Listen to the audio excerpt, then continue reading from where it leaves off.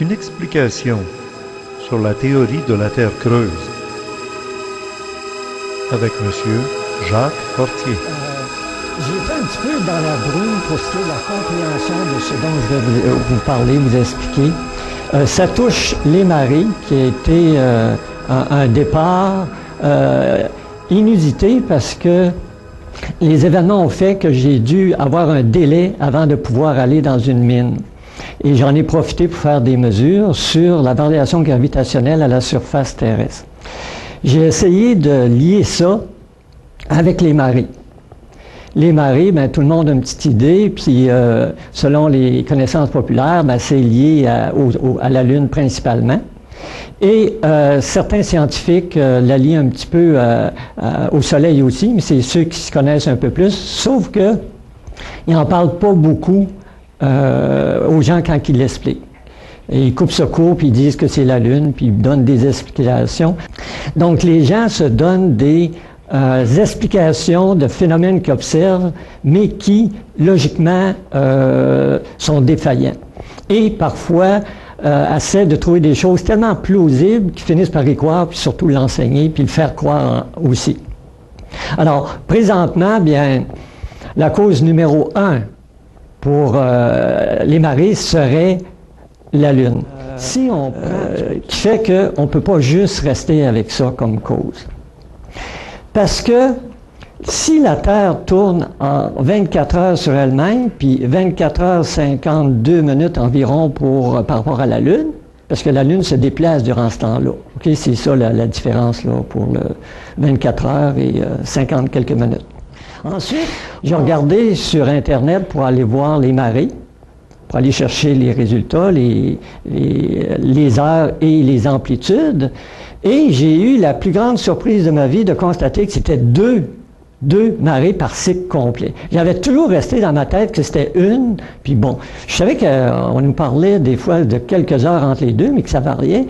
Mais j'ai réalisé seulement, à ce moment-là, que c'était deux, vraiment deux, qu'il faut viser à expliquer. Et juste le Soleil et la Lune, ça explique pas tout. Ça explique pas tout. N'explique tellement pas ça que quand la Lune est alignée avec le Soleil, ou à l'opposé, parfois, au courant de l'année, au courant des mois, il arrive qu'il y a des effets opposés pour ce qui est des marées. Autrement dit, s'il y avait juste ces deux-là, ben, les mêmes positions provoqueraient les mêmes effets sur les marées. Tout le temps. C'est ça. Puis si on constate qu'il y a une opposition, ben, c'est parce qu'il y a une force assez grande pour la provoquer. D'une troisième source. C'est ça. Et bon, je ne sais pas si ça va plaire aux plus scientifiques, mais je vous ai dit que j'avais entendu parler de la Terre creuse et de certaines explications avec d'autres sources en multiplicité, mais aussi dans le temps.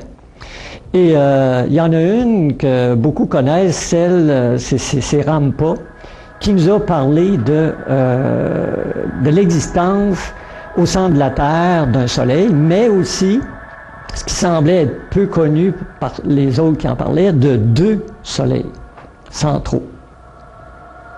Ou d'un double soleil. Il ne donne pas d'explication, on ne peut pas dire s'ils sont comme ici, là, OK, s'ils sont représentés par deux sphères, on dit soleil, on s'imagine rond, sphère, collées, ou, j'ai eu une surprise, Oui. ou séparées. OK? Mais qui restera à l'intérieur. Okay. J'ai dû chercher et j'ai fait beaucoup de calculs pour trouver des explications. Et sur mon site, c'est un site de chantier sur lequel je me suis fabriqué des instruments pour comprendre ces phénomènes-là. Donc, il y a des choses qui peuvent ne pas intéresser grand monde, mais qu'il y en a d'autres, s'ils veulent regarder à la loupe. J'ai presque tout laissé sur le site de travail, qui est sur Internet disponible, pour aller voir ces détails-là. Alors, ce qui reste à déterminer, avant de savoir, parce que je ne le savais pas à l'époque, c'est si deux soleils différents pouvaient induire une variation dans le temps de la gravitation. donc une fréquence, mais aussi une amplitude. Et il restera ensuite à appareiller avec les trois autres phénomènes, là, parce qu'on peut parler de trois, l'ensemble.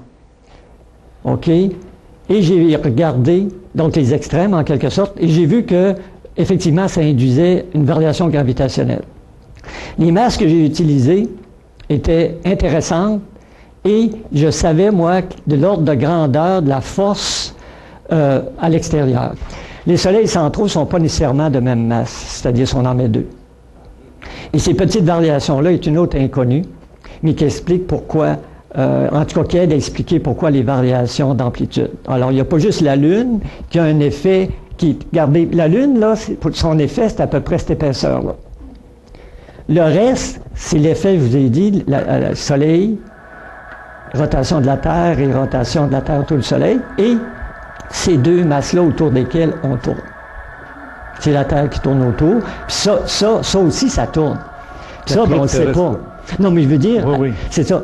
De façon autonome par rapport au Soleil, ça, on ne connaît pas non plus la vitesse de rotation. Ouais, c'est ça, des ondes S qui ne voyagent que dans du solide. Tu as des ondes P qui voyagent dans le solide, le liquide et le gazeux, tout droit, donc sans réflexion. Les ondes S sont réfléchies aussitôt qu'ils touchent à soit du liquide, soit de l'air. OK? Alors, soit du liquide, soit de l'air. Pas soit du liquide, non, soit du liquide, soit de l'air. Et quand ils analysent les résultats qu'ils ont, ils trouvent la belle couche D, qui est la couche interne de la surface interne de la Terre, ou la couche de la surface interne de la Terre ici, OK? Et ils savent déjà les épaisseurs, ils savent un peu partout sur la Terre c'est quoi les variations. Ils ont déjà un cliché de la croûte intérieure de la Terre. Mais comme explication, eux disent, quand ils arrivent ici, les ondes sont réfléchies, OK, mais c'est à cause du liquide qu'il y a là. Mais qui leur dit que c'est liquide? La théorie, c'est de la lave. C'est ça, le liquide, la lave. Alors, qui dit que c'est de la lave ou qui est d'une forme de liquide? C'est ça. La théorie, c'est que si tu arrives à de l'air ou du liquide, l'onde S est réfléchie. C'est-à-dire, elle revient dans le solide. Et le temps permet là, de calculer les distances. Bon. Alors, les scientifiques ont dit, à cause de peut-être l'idée de la pression, que forcément, c'est plein. Donc, ils ont dit c'est du liquide, un point, c'est tout. Et c'est de la lave, en fusion. Selon eux, théoriquement. C'est ça. C'est une théorie. Ils n'ont jamais été jusque-là. C'est ça, c'est ça. Alors, moi, ce que je vous dis, c'est que, rendu à ce point-là, les scientifiques auraient dû dire que c'est l'un ou l'autre, mais qu'ils ne savent pas. Mais ils ont juste dit là. Puis, mon expérience, où c'est important, puis on va conclure avec ça, c'est que j'ai descendu dans une mine et j'ai pris la variation gravitationnelle. Oui. Bon, on a pu, avec le modèle théorique de Terre creuse, en faisant varier la creusité de la Terre, établir l'équivalence et venir trouver, ça correspondait à quelle épaisseur de la croûte terrestre.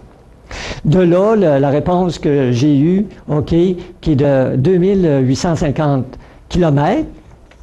Mais si on regarde pour le site de l'Université Laval, là, ben, les autres, 2885, quand ils parlent de cette couche-là. Mais 2885 versus 2850, on est dessus. Puis ici, l'autre, là, 2885, c'est plus ou moins, c'est plus 10, puis moins 180, mais on est en plein dedans. En conclusion, on peut dire que toi, tu es arrivé avec des chiffres puis avec une démarche à des résultats très semblables aux scientifiques, qui, eux, disent c'est un magma au centre avec un noyau en fusion centrale. C'est ça. Puis toi, tu dis puis non. Qui est une interprétation, comme je vous ai expliqué tout à l'heure. Parce que ça peut être gazeux comme ça peut être liquide. C'est ça. Puis c'est ça qui est le point central là, où il faut mettre le doigt pour montrer aux scientifiques que les données qu'ils ont sont bonnes, mais interprétez-les correctement. Parce que ça ne dit pas que c'est nécessairement de la lave. Puis ça peut être contre, aussi gazeux, donc ça peut être de l'air. Bon, ben, Mars, là, OK, ça rentre ici, jusque-là, à 130 km, grosso modo, OK, de cette surface-là. Alors ça, c'est Mars qui est à l'intérieur. Mettons, on remplace ici Mars, là. OK? Puis ça, c'est la couche D. Le reste, c'est l'écorce terrestre. Le rayon de Mars est 3400 km. OK? Et le rayon de la Terre est 6370 km. Oui, 78 que moi j'utilise. Ouais, Là. parce que là, on est Oui, en conclusion, c'est que... Donc, toi, tu arrives à la conclusion que, oui, les marées doubles sont dues à la Lune, au Soleil, et un troisième paramètre qu'on va appeler quelque chose massif au centre de la Terre. C'est ça, autour duquel on tourne. Ta théorie, qui est une théorie, puis les scientifiques, eux, vont dire c'est pas des soleils au centre de la Terre, c'est un ça n'a pas d'importance, noyau ça peut central. être n'importe quoi. Un noyau. On ne sait pas encore. C'est ça. Mais on pourrait dire théorie pour théorie. Mais en métaphysique et pour les explorateurs qui semblent y avoir été puis qui ont fait des témoignages, ben ça serait quand même quelque chose qui est clair. Ben oui, l'amiral Byrd n'a pas rêvé, puis si on a fourni de l'armée, puis des soldats, puis puis qu'à un moment donné, c'est fait ramasser par des secours volants, puis des races, ben là, on a quand même un élément de témoignage confirmé par un témoin réel, là, tu sais. Oui. Et dire qu'il y a probablement sous nos pieds une civilisation très en avance sur nous. Vous connaissez la formule? Visita interiora terra, rectificando occultum lapidem, vitriol.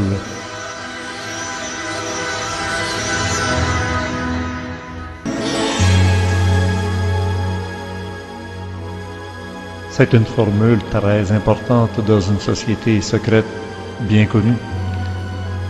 Je vous invite à en connaître la définition en allant dans la salle 703. Et je vous invite à regarder tous les autres dossiers concernant la Terre creuse dans notre section des thématiques, entre autres avec les conférences données par M. Roger Larivière. L'original de cette conférence a duré près de 50 minutes. Est disponible dans la salle 705. Pour les abonnés au club créé, club de recherche et d'études en ésotérisme expérimental. N'oubliez pas de renouveler votre abonnement, soit en assistant à la conférence la première fin de semaine de chaque mois à Québec ou à Montréal, ou ici sur Internet par PayPal ou par un chèque à l'adresse habituelle Club créé, case postale 52, Belleuil, J3G 4S8. À bientôt.